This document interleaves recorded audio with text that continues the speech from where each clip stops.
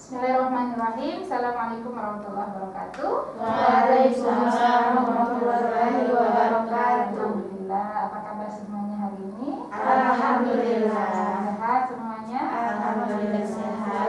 Sehat. Sederhana. Alhamdulillah. Ustazah Mila.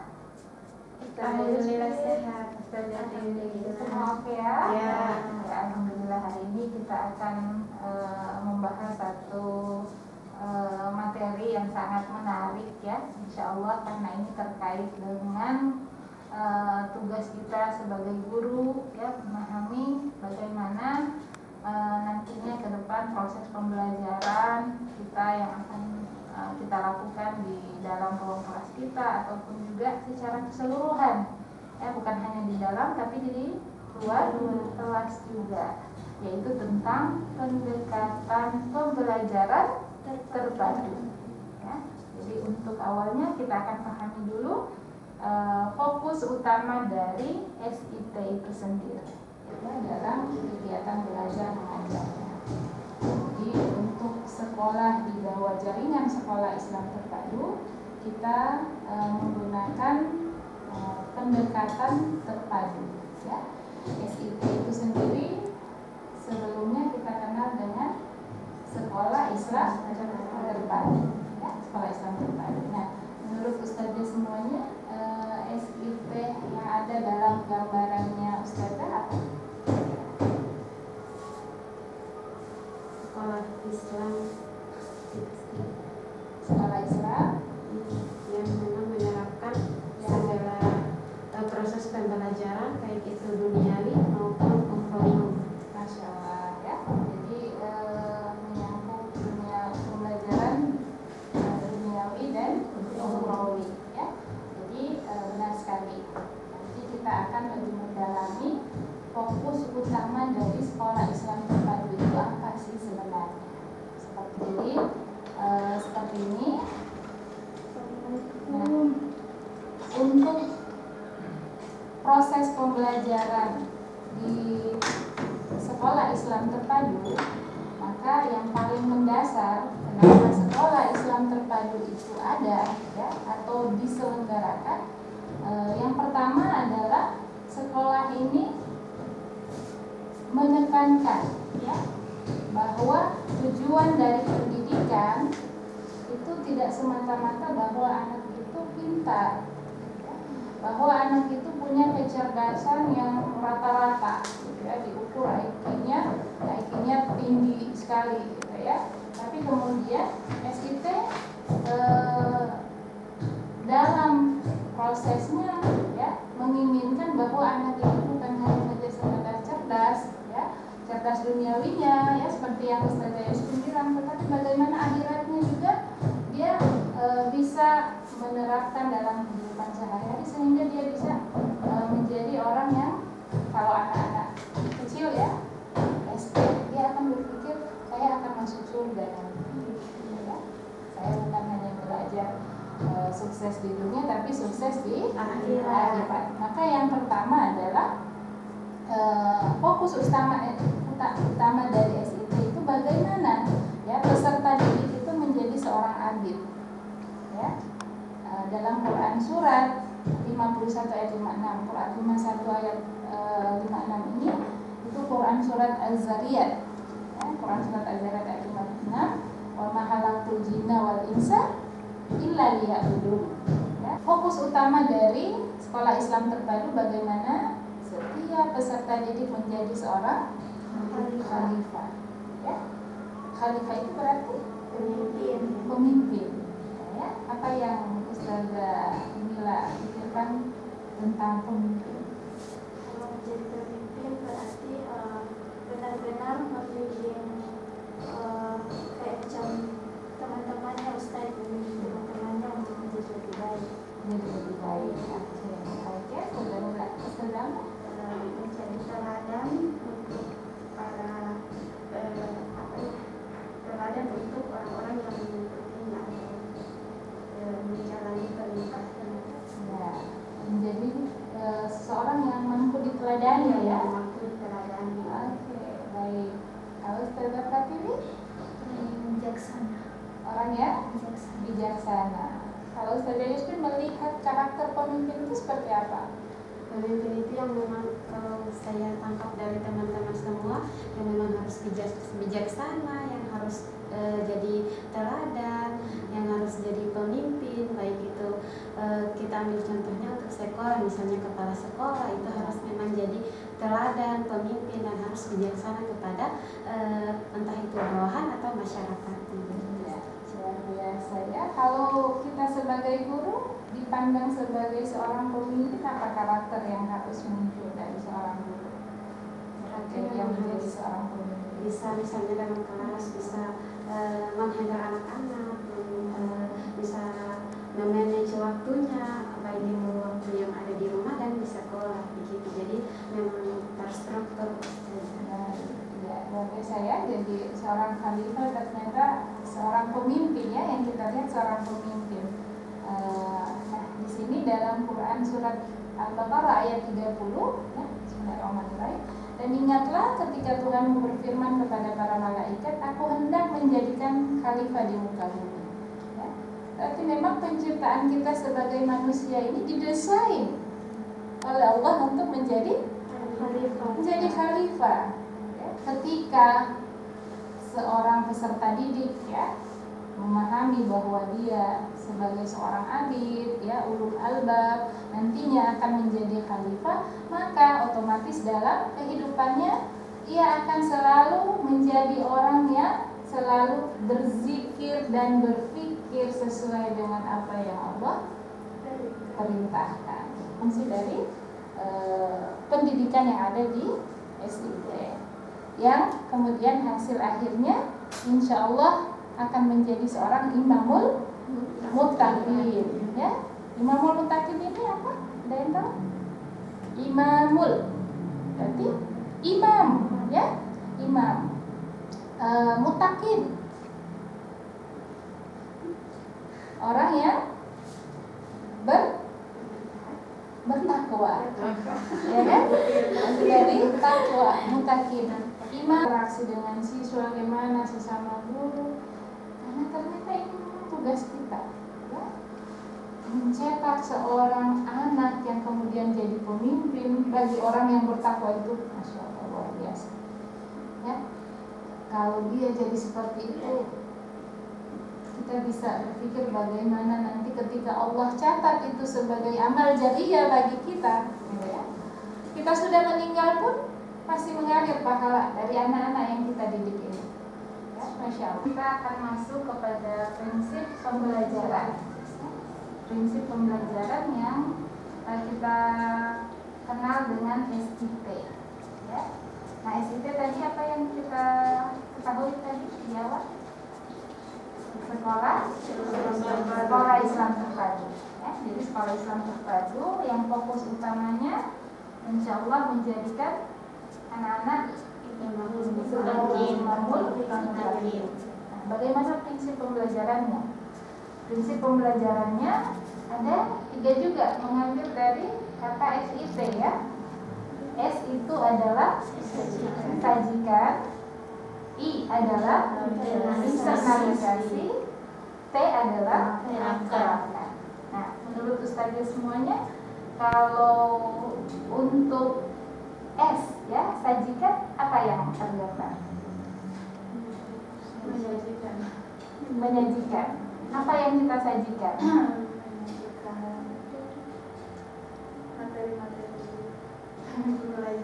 Menyajikan materi pembelajaran. Ya, ada lagi? Potensi-potensi yang ada pada diri anak. Ya, jadi apa yang nanti pembelajarannya bisa kemudian anak-anak itu tergali ya, dengan kita menyajikan pembelajaran itu potensi anak bisa kita gali seperti itu. Wame ya, Seliana ya. Ya. Oke, baik. Ada lagi? Menyajikan pembelajaran yang memang berbeda. Dan kita itu memang benar-benar mulai dari pembukaan sampai penutup ya, itu kita ada apa ya? Jadi semacam perencanaan yang matang, ya. Dimana setiap guru juga sudah memahami 8 keterampilan dasar mengajar. Ya. Masih ingat ya 8 keterampilan dasar mengajar? Iya. Mulai apa saja keterampilan? Bertanya. Ada keterampilan bertanya, variasi, penguatan ya, memberikan penguatan, membuka dan menutup, mengelola kelas, mengelola diskusi dan membimbing kelompok kecil. Jadi kita bisa dengan pembelajaran yang ketika kita tahu ya menguasai 8 keterampilan dasar itu, saya yakin penyajian kita akan jadi berbeda. Pembelajaran tidak hanya ada video misalnya, tapi ada games, iya kan?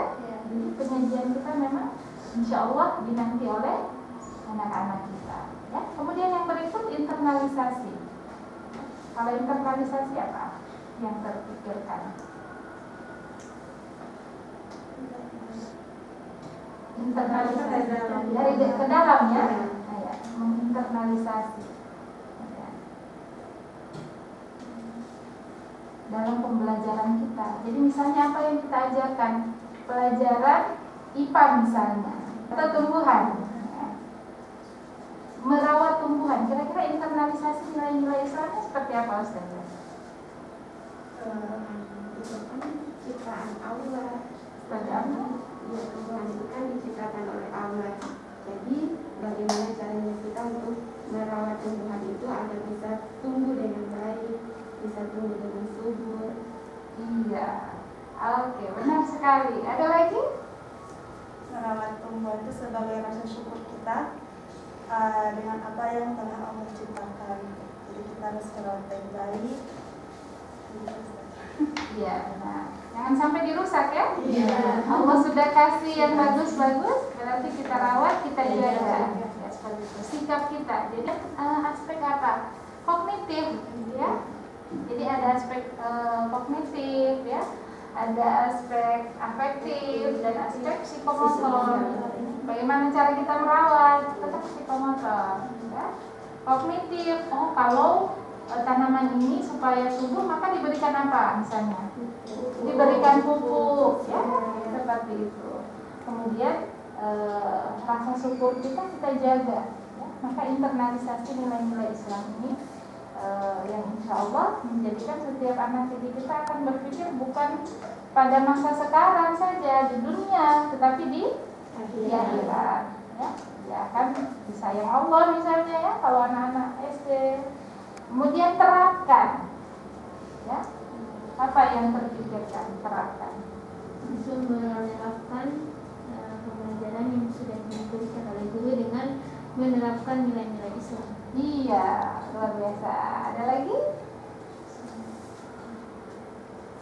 Jadi apa yang ada yang kita pelajari di dalam kelas itu bisa kita terapkan juga di luar kelas.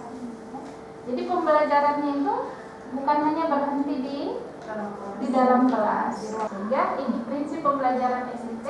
Yang pertama adalah yang kedua terapkan. Jadi SIP bukan hanya sekedar sekolah Islam terpadu, tetapi pada prinsip pembelajarannya ya disajikan internalisasi dan terapkan. Oke? Bisa dipahami saja semuanya? Bisa. Masuk pada bagian ketiga ya. Nah, dalam tadi kita sudah pelajari prinsip pembelajaran dalam SIP ya. Nah, sekarang kita masuk pada pendekatan pembelajaran terpadu yang kita gunakan dalam proses pembelajaran. Nah, pendekatan pembelajaran terpadu ini dia adalah akronim yang terdiri dari huruf T, E, R, P, A, D, dan U. T itu adalah telah. Jadi kalau ini telah, ya, telah pakai loop kan jadi telah. Sama-sama? Telah. Pakai gaya?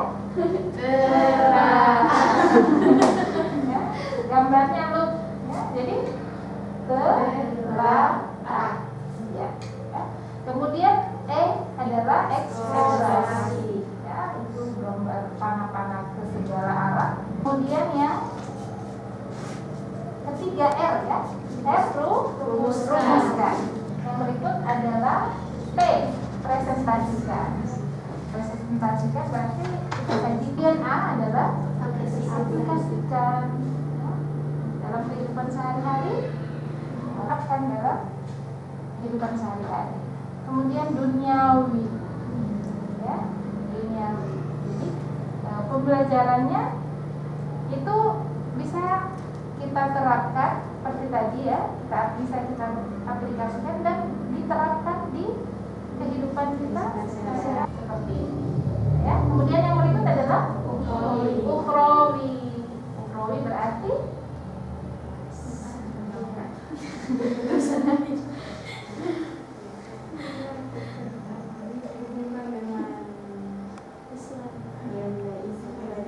dihubungkan dengan nilai-nilai Islam. Contohnya bagaimana? Ada hadis, ya, ada ayat, ya. Misalnya dalam pembelajaran apa tadi? Timbangan, ya, mengukur berat benda. Maka duniawinya, ukhrawinya dihubungkan dengan timbangan amal baik kita. Yang di tugas ketiga. Jadi terpadu yang saya harapkan adalah seperti itu. Nah, pendekatan pembelajaran terpadu ini dia juga pembelajaran saintifik, ya, pembelajaran saintifik. Yang sekarang kan kita menggunakan pembelajaran saintifik itu. Jadi untuk pendekatan pembelajaran terpadu, terpadunya T adalah telaah, E eksplorasi, R merumuskan, P A aplikasikan, D duniawi, U ukhrawi. Telaahnya gimana tadi? Eksplorasi. Rumuskan. Presentasikan. Aplikasikan. Duniawi, ukhrawi. Oke.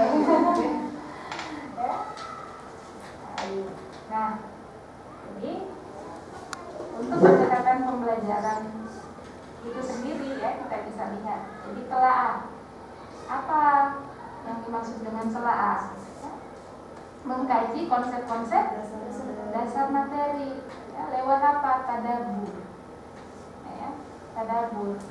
Jadi memikirkan, ya kan? Jadi ketika kita mengkaji, maka yang ada di dalam benak kita memikirkan. Seperti dalam Quran tadi, ya, yang sudah kita ini, bahwa kita memikirkan penciptaan langit dan bumi, siang dan malam. Nah, sekarang pada pembelajarannya akan kita kaitkan dengan materi kita. Jadi konsep-konsep dasar materi, misalnya mengukur berat benda. Maka yang kita telaah apa? Bisa kita telaah dari pembelajaran mengukur berat benda. Ya, apa itu pengukuran? Ya, mengapa benda harus diukur? Ya, mengapa benda harus ditimbang? Mengapa kita harus mengetahui mana benda yang berat, mana benda yang ringan? Jadi kita kaji, ya.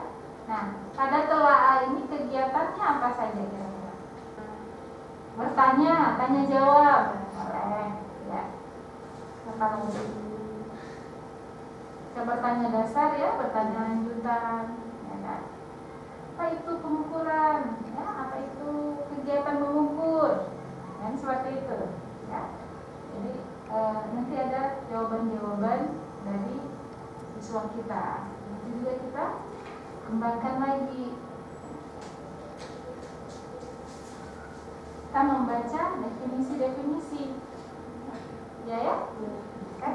Mengkaji konsep-konsep dasar materi, ya. Jadi AA. Kemudian yang berikut eksplorasi, ya, melakukan aktivitas menggali pengetahuan. Bisa dalam bentuk kegiatan apa?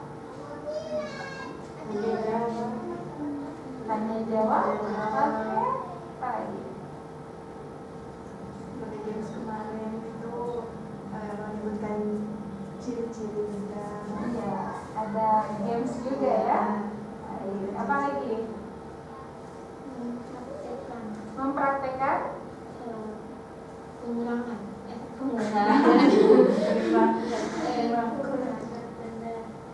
Itu pengurangan berat benda. Iya, jadi kegiatannya kita bisa mengukur berat benda ya. Jadi siswa-siswa diminta kita mereka mengukur sendiri. Jadi dieksplor apa saja yang mereka temukan. Apalagi kegiatan yang lain untuk eksplorasi. Ada yang kita tonton misalnya apa? Menonton video. Ya, dari menonton video. Jadi di situ juga bisa menonton video itu juga bisa masuk proses telaah. Jadi melihat, mengamati. Jadi proses jadi saya balik lagi ya ke telaah tadi, bahwa di telaah itu kita menggunakan semua panca indera kita. Panca indera, mata mencium, gitu kan? Jadi kita mengamati ini kalau kita ini dengan menggunakan indera perasa kita, bagaimana mata kita, telinga kita, ya kan? Penciuman kita, kasih telaahnya. Nah, ketika eksplorasi sudah mulai menggali lagi, melakukan sendiri ya percobaannya, gitu. Apalagi diskusi. Ya, menurut Ustazah bisa tidak eksplorasi ini dengan diskusi? Boleh ya? Iya, karena kita ingin ini kan dengan diskusi kita jadi bisa bertanya jawab, ada jawaban-jawaban yang nantinya memperkaya apa yang akan kita gali. Kemudian yang berikut, rumuskan, merumuskan hasil eksplorasi. Apa yang tadi sudah kita tonton lewat video, ya, apa yang sudah kita lakukan misalnya di games, main tebak-tebakan, gambar, mana benda ringan, mana benda berat, kemudian diskusikan, dan kemudian kita rumuskan. Jadi misalnya kegiatan merumuskan, mengurutkan benda-benda ya dari yang terkecil sampai yang terbesar. Anak-anak menulis, oh ini dari sini yang ringan sampai yang berat, sebaliknya. Nah, ini namanya proses merumuskan. Ya, saya pahami ya? Ya. Yang kemudian yang berikut adalah presentasikan. Ya. Mempresentasikan atau mendiskusikan temuan.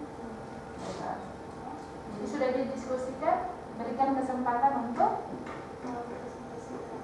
mempresentasikan, menyajikan apa yang tadi sudah dilakukan di kegiatan diskusi. Ya. Kemudian yang berikut aplikasikan, ya.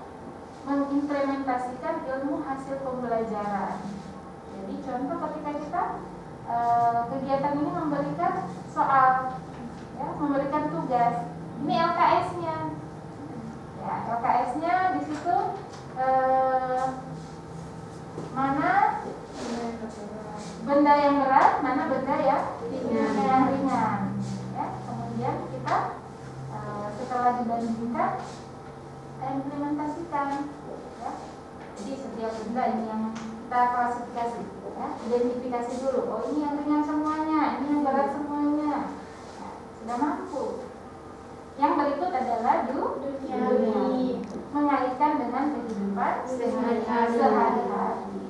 Kita mobil mainan, mana yang berat dengan mobil betulan? Mobil betulan, ya. Jadi apa lagi? Kira-kira contohnya? Tidak bisa ketika minta tolong mengangkat misalkan kursi, jika dilihat itu besar, oh tidak bisa, harus sama-sama. Atau ya, atau ada benda apa lagi yang bisa kita ambil untuk bisa bantu, ya, seperti itu. Kemudian yang berikut, menjadikan amalan untuk menuju akhirat. Ya. Contohnya,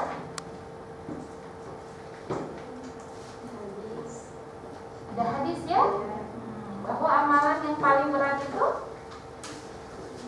akhlak mulia. Kita hubungkan tadi tadi pembelajarannya mengukur berat benda. Ya, kita tahu benda yang berat mobil, benda yang berat adalah batu misalnya, yang ringan mobil-mobilan. Nah, itu semua tidak ada artinya di hadapan Allah. Yang paling berat adalah timbangan amal akhlak mulia. Ya. Bisa dipahami sampai sana.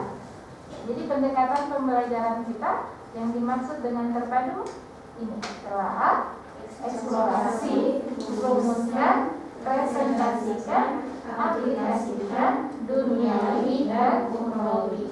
Ingat gerakannya? Telah eksplorasi, rumuskan, presentasikan, aplikasikan, duniawi dan ukhrawi. Oke, Kak Ustazah semuanya bisa menyampaikan, ya. Kalau dengan pembelajaran pendekatan terpadu, ya. Nah, apa keunggulan atau kelebihan dari pendekatan pembelajaran terpadu menurut Ustazah?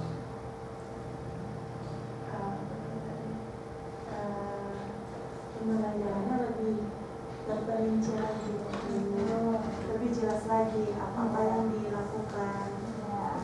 gitu. Dari awal, dari permukaan sampai penutupan, apa saja yang harus kita lakukan itu sudah jelas, sudah terperinci.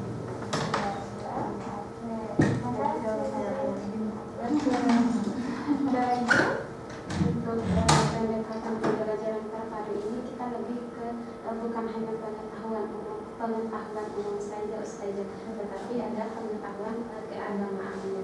Jadi untuk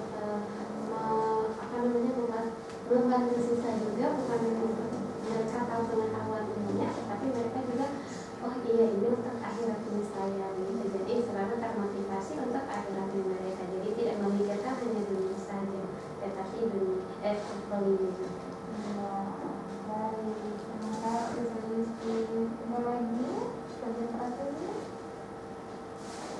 Apa keunggulan kalau kita menggunakan pendekatan pembelajaran terpadu? Guru bisa lebih menguasai atau memberikan contoh atau aplikasi yang lebih baik untuk anak didiknya. Ya. Jadi pembelajaran kita kemas dengan baik, ya, karena nanti harapannya bukan saja bisa diterapkan di dalam kelas, tapi diterapkan juga di luar kelas. Sejauh mana Pembelajaran yang diberikan kepada anak-anak itu lebih terarah, lebih tujuannya lebih diketahui mau kemana, apakah ini untuk dunia saja atau untuk akhirat juga. Ya. Baik, terima kasih. Bagaimana? Menurut saya keunggulan dari pembelajaran itu, tadi kan saya sudah menjelaskan beberapa. Kalau kita bandingkan dengan sekolah-sekolah lain, misalnya dari dinas, tentunya berbeda karena kalau dari kita sendiri SIP itu di dalamnya itu mencakup dari aspek duniawi dan ukhrawi. Jadi anak-anak bisa membandingkan, oh kalau misalnya di sekolah ini yang dapat dipelajari, kalau di sekolah SIP insya Allah lebih banyak lagi dan bisa bermanfaat untuk anak didik kita. Oke, terima kasih ya semuanya. Nah, sekarang apa dampak positif bagi siswa, ya, jika guru-gurunya menggunakan pendekatan pembelajaran terpadu secara intensif dan masif? Artinya dalam setiap pembelajaran, setiap hari, ya, itu sudah dipersiapkan, direncanakan, kemudian dikemas sedemikian rupa sehingga memang pembelajaran terpadunya itu semua muncul seperti itu. Apa dampak positifnya kira-kira menurut Ustazah? Siapa yang duluan? Pembelajaran akan lebih menyenangkan dan siswa mampu menerapkan atau mampu menjadi anak-anak yang baik atau yang bisa menerapkan nilai agama di lingkungan keseharian. Ya, Masya Allah ya, akhlaknya dari baik juga gitu ya. Oke, ada lagi? Ya.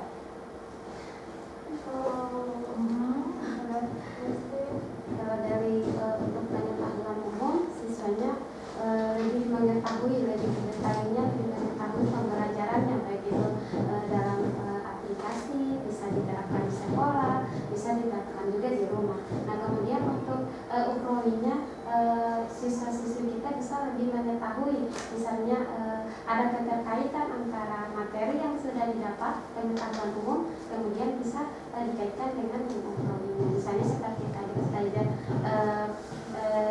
mengurutkan berat dan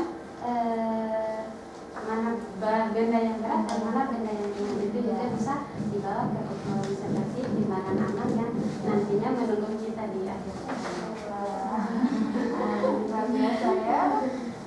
Jadi dampak positif bagi siswa ya, tidak hanya sekedar itu tadi cerdas ya secara akal, tapi dia cerdas secara emosi juga ya, cerdas secara spiritual juga ya. Kita masuk ya pada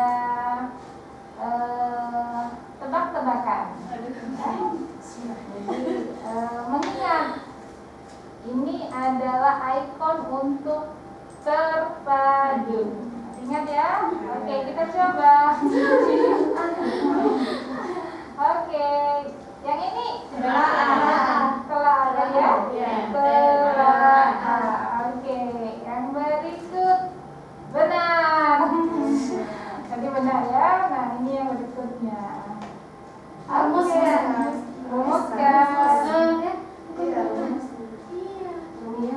Sudah dapat ini? Rumuskan. Oh, ini rumuskan.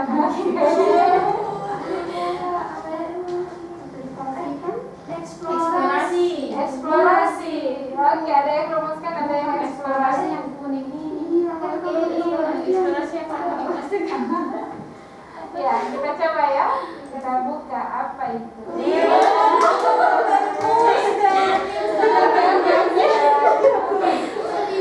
Oke, sekarang yang ini Aplikasikan. mudah ya? Oke, coba. Oke, lanjut. Ukrowi. Kok tahu? Masih ingat gerakannya? Gimana?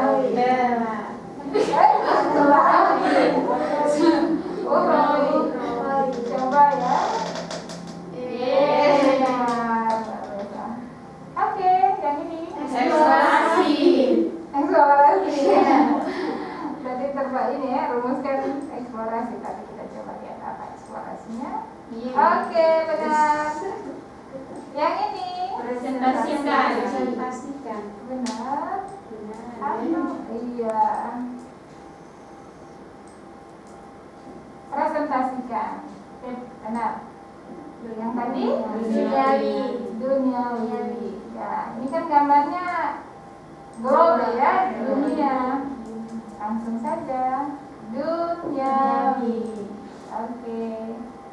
Dan ya, biar jadi lebih mengingat ya, ada energizer tentang ayo kita senam terpadu. Ayo, 1, 2, 3. Ayo kawan kita telaah, eksplorasi lalu rumuskan, presentasikan, aplikasikan, duniawi juga ukhrawi. Ayo kita terapkan bersama-sama. Ayo kita terapkan bersama-sama. Alhamdulillah. Selamat duduk semuanya. Baik, alhamdulillah tadi kita sudah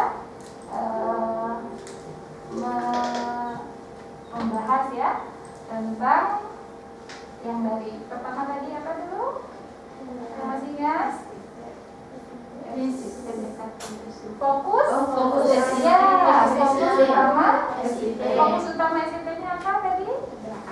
Menjadi abid, ulul albab, menjadi khalifah, kemudian memadukan antara zikir dan zikir menjadi menjadi imamul mutakin. Yang berikut prinsip pembelajaran SIT, yaitu sajikan, internalisasi, terangkan. Oke, hebat. Kemudian yang berikut adalah Pendekatan pembelajaran proses pendekatan pembelajaran baru. Apa itu T? Telah eksplorasi, rumuskan, presentasikan, aplikasikan duniawi dan ukhrawi. Masya Allah. Tadi lengkap dengan gerakannya ya. Alhamdulillah. Mudah-mudahan dengan pembahasan kita terkait dengan pendekatan terpadu, Ustazah bisa memahami lebih jauh apa yang sebenarnya kita menjadi tujuan besar kita dari sekolah Islam terpadu. Dan Ustazah semuanya bisa mengaplikasikan dalam pembelajaran di kelas. Baik, terima kasih atas perhatian dan kerjasamanya. Kita akhiri pertemuan kita dengan melafazkan hamdalah. Alhamdulillah. Subhanaka Allahumma wa bihamdik, asyhadu an la ilaha illa anta,